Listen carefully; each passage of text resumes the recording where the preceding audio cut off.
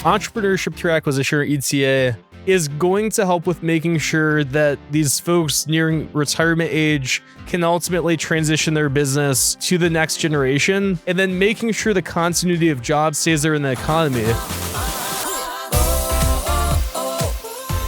Welcome to the Path to Owning It podcast by Provide, hosted by me, Corey Brown, a marketing leader at Provide with over a decade in supporting small businesses.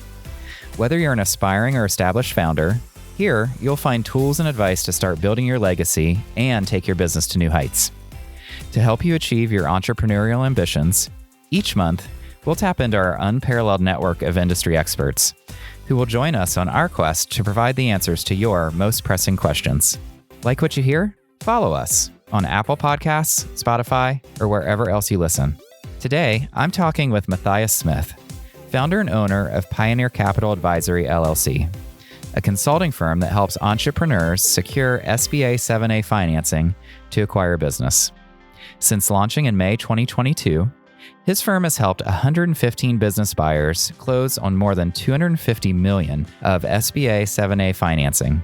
Pioneer Capital Advisory recently expanded to include a non-SBA lending vertical for independent sponsors, focusing on larger transactions with an earnings profile of $2 million or more. Matthias is an active voice and speaker in the entrepreneurship-through-acquisition, or ETA, community, and is committed to helping business buyers navigate complex capital markets with clarity and confidence. Matthias, welcome to our show. We're super pumped to have you on today. Appreciate you having me. It's great to be here. Yeah, you as well. You know, we have a lot to cover, so I'm going to kind of just jump right in. For someone who's new to the concept, what exactly is entrepreneurship through acquisition, or we'll refer to it as ETA, and how does it differ from starting or franchising a business? Great question, Corey. So entrepreneurship through acquisition, or ETA, is essentially becoming a business owner by buying a company. So basically finding an existing, enduringly profitable, small to medium-sized business that is a good fit for your background, your skill set, one that you have confidence on running based on kind of what you bring to the acquisition, and essentially becoming the owner of that business and getting into entrepreneurship that way versus doing a startup and going 0 to 1. Gotcha. And are there certain types of businesses that tend to be a better fit for an acquisition model like this? And what kinds of businesses are often more difficult to acquire successfully, would you say?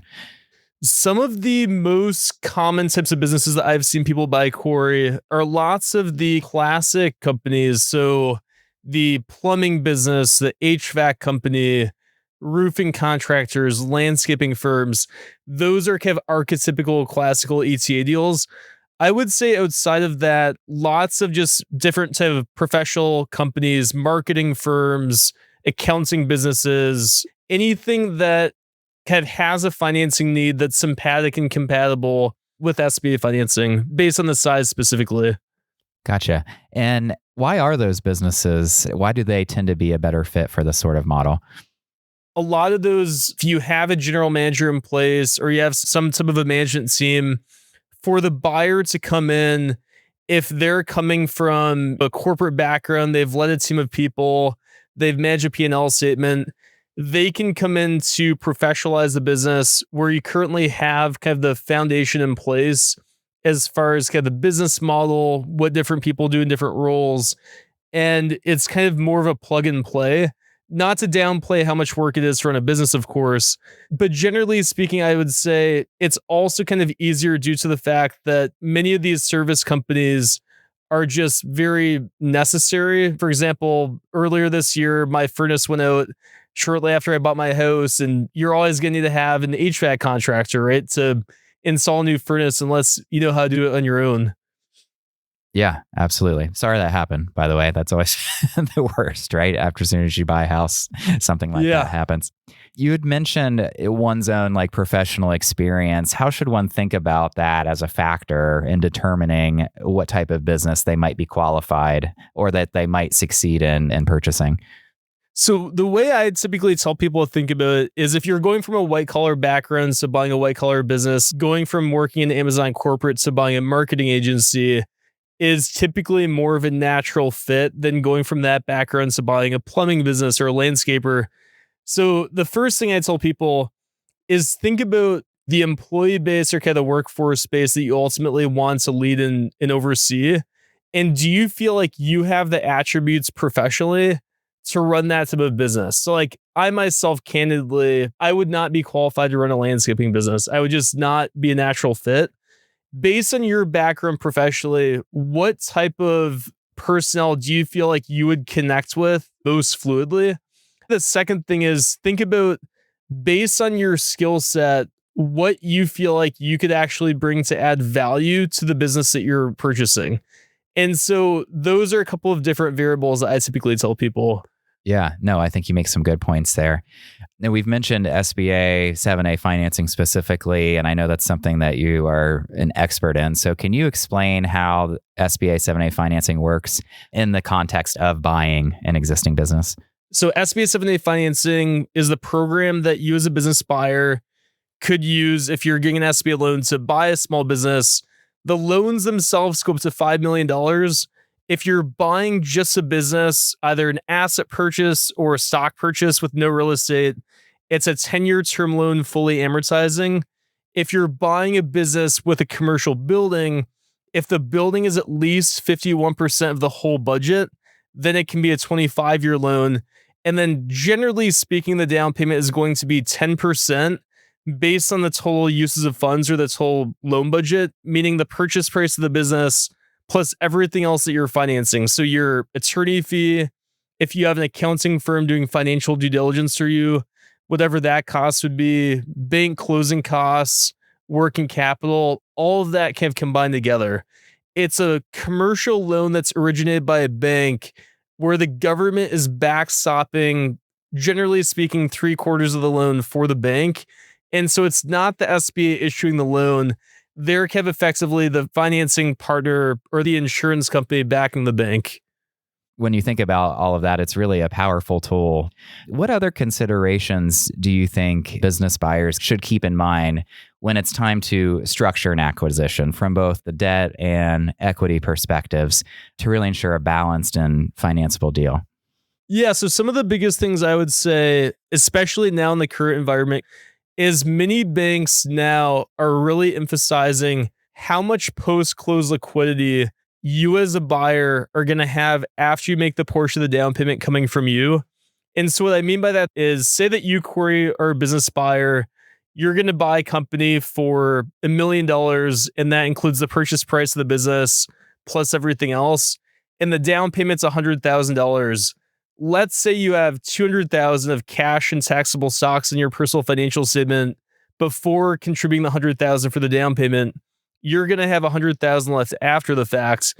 And so then the question is that $100,000 going to be satisfactory based on your mortgage payment, if you have student loans, childcare expenses, things of that nature?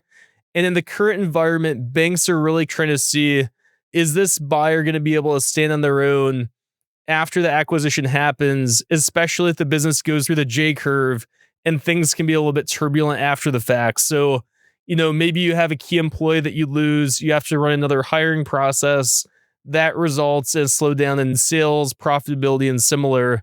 I would say another is going to be debt service coverage. So how much free cash flow you're going to have after making the SBA loan payment and the seller's note payments. Most banks want to see a minimum of 1.25 debt service coverage, meaning that you have 25% cash flow after making loan payments. The more conservative banks want to be at 1.50 or above.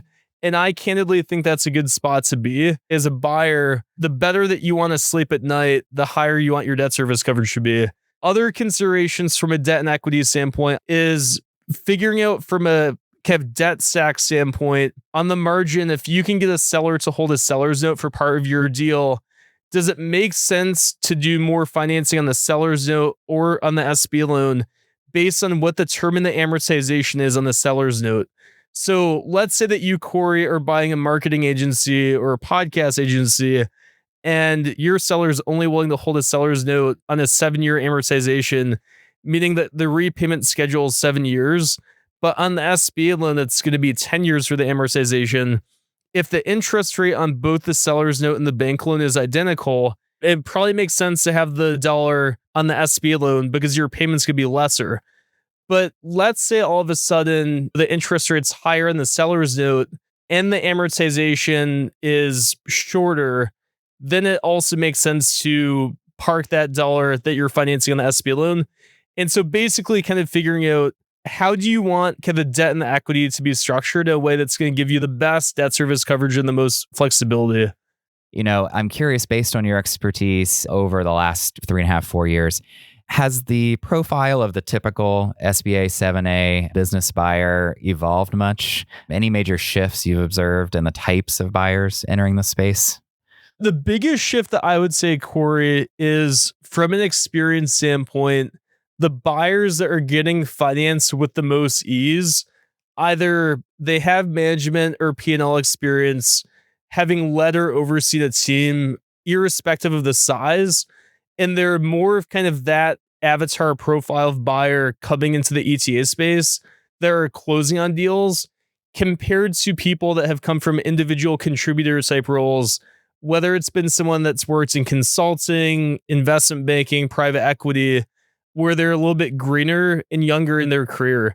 So back when I started Pioneer, just for an anecdote or an example here, there were a couple of younger profile clients I worked with, some as young as 25 or 26, where they'd never led a team before. And they were either using full standby seller's notes and or partnering with anchor equity providers to syndicate the down payment. Banks now are not really big on financing that type of profile of buyer because they've seen some of these deals have not worked out as interest rates have risen. The economy has become turbulent at times with things like the tariffs. Really the experience and kind of what the buyer brings to the deal from having led people and managed teams. Gotcha. Yeah, I think we're going to get into that a little bit more about the buyer profile, but it was really great insight into how to structure and finance an ETA deal, particularly with the power of SBA 7A financing. But getting to the closing table, it's only one step. The real test is the transition. So how do first-time buyers avoid critical mistakes and then successfully operate and scale the business they just bought? We're going to talk about that more right after this.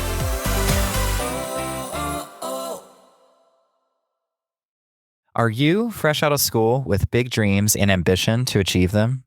Or is your current business bursting at the seams and it's time to expand your legacy? If you tend to challenge the status quo and shoot for the moon, Provide's SBA loan may be for you. Our dedicated team of small business experts will work with you to make your ownership dreams, no matter how big, a reality. To get started, visit getprovide.com to see how our tech-enabled small business financing and banking can work for you.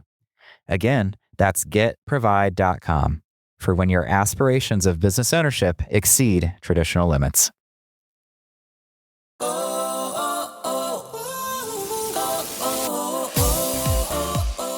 I'm Corey Brown, and this is Provide's The Path to Owning It podcast. We're back with Matthias Smith. We've covered how to structure an ETA deal. Now, let's talk about what comes next. Avoiding due diligence pitfalls and what separates successful operators from those who struggle post-acquisition. Matthias, in the front half, like I said, we've talked a lot about kind of how to get into these deals, what types of businesses work best. I'm curious from your perspective and experience, what are some of the biggest mistakes you see first-time buyers make during due diligence? And is there any way they can avoid overpaying or maybe inheriting certain problems? Yeah, so from a due diligence standpoint, I would say there's kind of two facets really, Corey, of due diligence. There's the financial aspects, so like the number crunching part. For example, let's say you're buying a business and there's things that are supposedly personal expenses, but they're really business expenses. Like the seller wants you to add back the automobile expense, and they've told you it's their personal car that they use for personal travel. But those miles or that expense was really for doing business travel kind of across the city. There's kind of that facet of diligence. But then there's also operational diligence. And operational diligence is understanding, how is the seller run this business? What has he or they have done in the business to make it work well? And what does their day look like? And then what does the team look like that you're buying with the business? And what does each person in the team do? And really kind of understanding before getting into things, are there any problems that you might have to solve at the gates, like personalities, things of that nature? One of the most challenging parts is that later facet or later bucket of diligence, which is the operational diligence, because a lot of these buyers, Corey, or at least the ones that I work with, I tell them to invest in financial due diligence, hire a QV provider, someone to really go through the books, the financials, the tax returns, to vet out and ferret out where the bodies are buried from a numbers standpoint. But most sellers, generally speaking, are very cagey about wanting to have you as the buyer speak with the team and key people until the sale essentially consummates. And part of the reason for that is, as the seller, the moment the employees know the business is for sale, they might start looking for new jobs. But let's just say hypothetically the process fails. Maybe you as the buyer can't get finance. You've kind of set false hopes. Maybe the employees were expecting a sale to take place. And so that's the more challenging aspect there. The seller and the sell side broker, lots of these deals have intermediaries. They're going to really position the business in the best light possible as far as telling you what you're buying. But there's likely going to be surprises after the fact. And the question is just what magnitude those surprises will be. And if they're going to be ones that have dollar signs attached to them that are on the financial side, or ones that will have people, HR type problems. Yeah. Is there any creative solution, or I don't really want to call it a tactic, to get a seller to feel comfortable enough to have a potential buyer interview or like get to know their employees prior to a sale? Have you seen anything worth mentioning there? This all is very case by case because it depends on if you're working directly with the seller and or if there's a broker involved and kind of the different dynamics. I've seen sometimes buyers getting introduced to key personnel like a GM or similar at the point that they've gotten the commitment letter from the bank to be able to show the seller that they're effectively approved. Because once you've reached the commitment letter stage, generally, Corey, the risk of the deal not closing falls drastically, because then it comes down to things like the negotiation of the purchase agreement, net working capital, if that hasn't been negotiated pre-commitment letter, things like reps, warranties, and more of the minutia. And there's less risk that kind of hinges on the bank. And from what I've seen is generally sellers and brokers are always concerned, what if this buyer isn't approved? And so what I would tell people is, based on the business that you're buying, especially if it's one that's kind of bigger in scale from a personnel standpoint, once you're able to give the seller or the broker the commitment letter to show the approval, does that give them enough assurance or conviction to introduce you to the GM or kind of the left-hand person of the seller so that you can determine any things that you're going to have to deal with out of the gates? Another thing, not that you specifically asked this, but somewhat adjacent to this, is if you're doing a complete acquisition, the seller can only stay on for a year after closing. If the seller has kind of been the focal point or the fulcrum of the culture in the operations, you really want to try to get as much knowledge as you can from them during the period of time that you have them for the transition. I've worked with buyers before where the seller has left day of closing, and essentially that's how it got teed up to be. And I've worked with people where the sellers stick around for up to a year.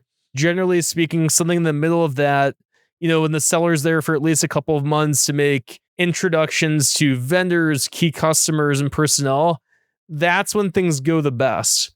Yeah, I could totally see that. I would imagine someone who's selling their business they've worked maybe a lifetime to build would want to see it succeed and continue on, right, in a certain way.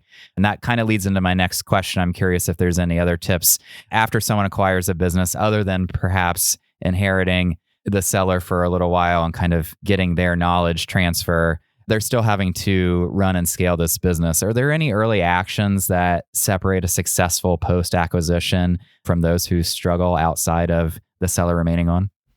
Especially if you haven't led a team and managed people before, is having a business coach or someone kind of that avatar to work with you to figure out a plan on what it should look like for you to lead this team of people. Having someone that can really help you from a strategy standpoint and really trying to figure out, based on where the business is now, and where you want to take it, how do you get there, and kind of having a roadmap in place. So it's very similar to if you're trying to hit certain fitness goals or if you want to run a marathon, you don't just wake up the next day and run the big race.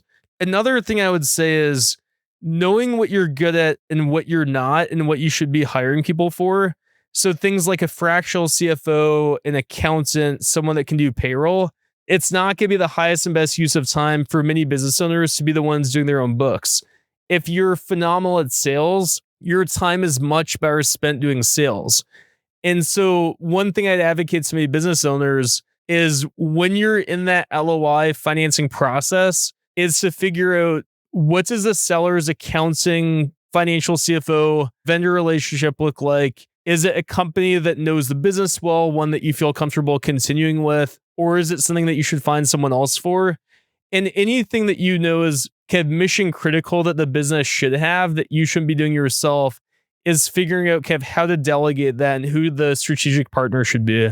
Yeah, no, that's great. I mean, we talk about building your team all the time, whether you're a new owner or someone moving into a different space. So it only makes sense to do it this way too.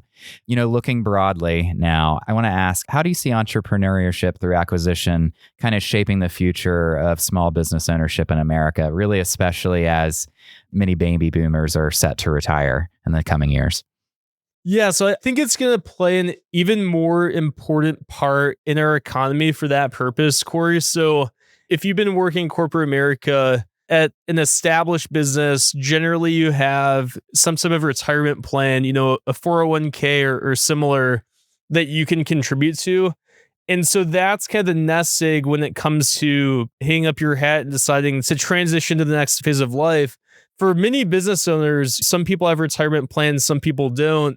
In the sale of their business, and that is going to be the differentiating factor for them working their whole lives or spending time with their grandkids. I think entrepreneurship through acquisition and there being a liquid market of both debt and equity to help facilitate these acquisitions is going to help with making sure that these folks nearing retirement age can ultimately transition their business to the next generation, and then making sure the continuity of jobs stays there in the economy. I mean, if you follow the news now, there are people getting displaced by AI. They have to go back and retool themselves, learn new skills, go into different careers. And if you can grow the business, you can both maintain jobs, create jobs, send these boomers into retirement, and then also really put your stamp on the community and helping to revitalize the economy. So Yeah. I'm bullish on it. So for entrepreneurs listening who may want to buy a business, let's say in the next 12 months, what practical steps would you recommend they take today to really prepare financially and strategically? The top piece of recommendation is to save as much as possible, cash and taxable stocks. Liquidity from a buyer personal financial statement is one of the most important things with SBA lenders in the current environment. So I would say really bolstering your personal liquidity. If you have kind of unnecessary expenses, maybe you have a country club membership or something that you don't use, whatever you can do to trim expenses and make more money, try to save as much and try to make as much as you can. I would say also maintaining a strong credit score. So sometimes I'll see things where people have $1,000 here, a couple $100 there that they miss paying to a company. Now they have a small medical claim in their credit report. I would recommend do some cleaning up of that stuff, especially in the new year, because the stronger your credit score is in combination with having a good personal financial statement from a cash and liquidity standpoint, it goes a long way to presenting you as a good credit risk to the bank. Because if you're going to a bank and asking for $1 to $5 million, there's a famous saying, past performance does not indicate future performance or investments. But for banks, they look at that when it comes to underwriting the buyer. Aside from that, what I would say, especially if you have the ability to, is there are now lots of former acquisition entrepreneurs that have bought companies that in many ways would benefit from people helping them in some way, shape, or form. And with any person buying a business, regardless of if you have great money or credit or not, one of the biggest questions for the bank is, are you going to be a good operator? And so if you can find someone that's gone through this before, where maybe you can kind of learn under their wing in some way, shape, or form to show that you have some operating experience or quasi-operating experience. It goes a long way for the bank to be able to underwrite you and know that you're ultimately going to be able to hopefully do this, because that's one of the biggest risks is inserting Corey or inserting Matthias into running a company that they have no experience having been in before. Yeah, no, I think that's 3 really good points. Liquidity, credit, and really a mentor, I feel like is what you're describing, right? Like working under somebody, getting that knowledge transfer who's done it before and then proving that to the bank. I think that's a really great point. Matthias, I want to plug you and Pioneer Capital Advisory team. Can you describe the roles and capabilities at Pioneer Capital and kind of explain how you partner with business buyers as they're navigating this kind of end-to-end SBA financing process? Yeah, for sure. So what we do at Pioneer Capital Advisory is we work both on the SBA financing side and more recently on the non-SBA financing side with helping business buyers go from start to finish through that acquisition journey specific to the financing. And so we get involved at the point the buyer has a signed letter of intent and helping them to have their deal structured in a way that's going to be a good fit for lending. And on the SBA side specifically, putting together a robust lender deck that covers an overview of the deal, an overview of the buyer's background experience, why the two make sense for each other, having a source and use overview that covers purchase price of the business, working capital ask, attorney fee, financial due diligence, how the deal is structured, debt service coverage overview, and then having one of our analysts take that deck, pitching it to the banks that we think are going to be a good fit for that deal to essentially help the buyer with getting term sheets so that they have options from which to decide. And at that point in time, once they've found what lender they want to go into underwriting with, one of our team members or head of closing operations essentially works on a pre-closing checklist to help the buyer know what's going to be asked for after approval based on the schematics of the deal. And so essentially we try to pull the closing process into underwriting so that you can get a head start on what the bank will likely ask you for once you get approved, with the goal being that by the time you get approved, you've started working on some of the stuff that's going to be asked for after the approval to help you close faster. And then on the non-SBA side, we pretty much do similar to that, where it's a little bit less granular and it's 2 people that are involved versus about 4. Okay. Gotcha. I mean, it really sounds like you cover everything from start to end. So for those who want to learn more about Pioneer Capital and how you can help them with their journey, what's the best way for them to reach out to your team? Yeah, so the best way to get in touch, Corey, I would say would be through the website. So pioneercapitaladvisory.com. And then in the top right-hand corner, you can click on book a call or shoot me an email to my first name, Matthias, at pioneercap.com as well. And I'd be happy to speak with you or to have one of my team members speak with you as well. Awesome. Well, Matthias, thank you so much for being with us here today. You've really shed a lot of light on what ETA means and the impact it can have on the future of small business. So thank you so much for being here. Appreciate you having me on. Thanks for joining us.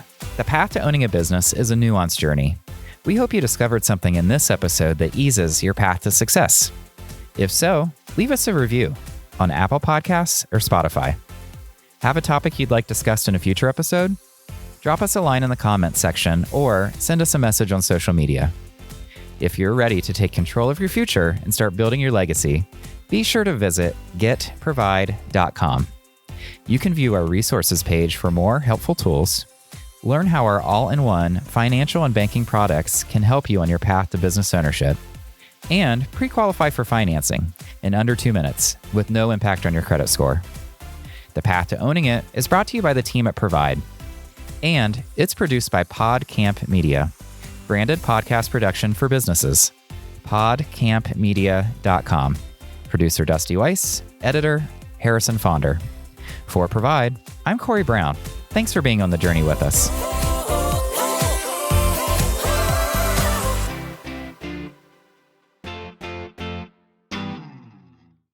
Provide is a division of Fifth Third Bank, National Association. All opinions expressed by the participants are solely their current opinions and do not reflect the opinions of Provide, its affiliates, or Fifth Third Bank. The participants' opinions are based on information they consider reliable, but neither Provide, its affiliates, nor Fifth Third Bank warrant its completeness or accuracy and should not be relied upon as such.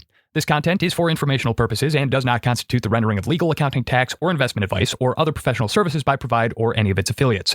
Please consult with appropriate professionals related to your individual circumstances. All lending is subject to review and approval.